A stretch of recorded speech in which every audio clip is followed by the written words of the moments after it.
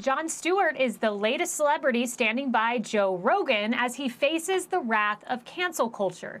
Stewart joining The Rock, Kevin James, Jewel, and Kat Von D to support the controversial podcaster. This comes as some high-profile musical artists, including Neil Young, Joni Mitchell, and Crosby, Stills and Nash, have asked that their music be pulled in protest. But Spotify CEO defending Rogan as he faces pushback from some of his employees who want Rogan gone, saying, quote, "It's really critical that the creators are able to use their voice independently.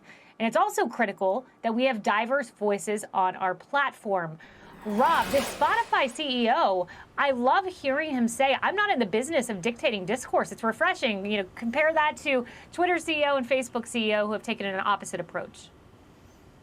Well, yeah, Spotify CEO is talking about money. I mean, do you think that Neil Young is making them as much money as Joe Rogan's podcast? Probably not. And I think that what gets lost in the sauce when it comes to Joe Rogan is that this man is not a conservative or Republican. Like, he's a pretty mainstream liberal. And the reason that he gets attacked by the left is that he has decided not to use his platform to propagandize for every single thing that the left wants him to propagandize for. And he also wants to talk to different people. It is the same thing that made people like Glenn Greenwald and Tulsi Gabbard targets of the left.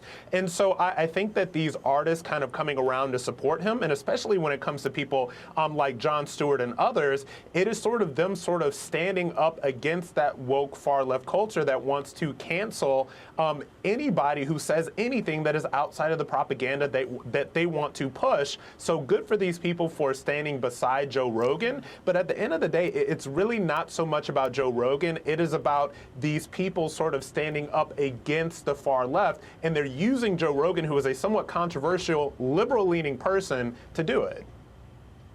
Right, and it's people on the left and the right defending Joe Rogan, which I love. Go ahead, Caitlyn. Yeah, I support Joe Rogan. I like his show. He speaks his own mind. This used to be a free speech country before we got into this cancel culture, and I would like to see him do very well. And actually, when you showed all the people that are leaving Spotify, you had that little thing up there. They were leftovers from the 60s hippie generation. So I guess that's what we're fighting against. That is what we're fighting against. Emily, here's a name you haven't heard in a while. I'll bring it up. Marianne Williamson. She was that kind of whimsical self-help guru that ran for the Democratic nomination. She's on the left. She came out supporting Joe Rogan. She said this, "I'm triple vaxxed, but unless they're standing for hate or calling for violence, banning someone's podcast is too much like burning a book. Joe Rogan should talk on his podcast about whatever he pleases." And Tulsi Gabbard as well. I'm glad to see the left coming to his defense. Right, and I think it's sort of interesting when you look at those who came out publicly supporting Joe Rogan. They're really diverse, right? It's sort of, it represents everyone from Jewel and The Rock to Kat Von D and Marianne Williamson, to your point, Tulsi Gabbard, et cetera. And then everyone who's leaving Spotify in a huff seem to be a bit more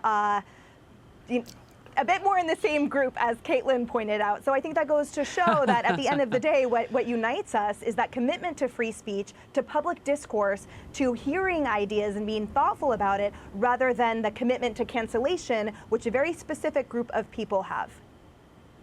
Well, I can tell you two people who won't be leaving Spotify, and that's Prince Harry and Meghan Markle, because they're getting $25 million to film only one episode so far. So they're staying.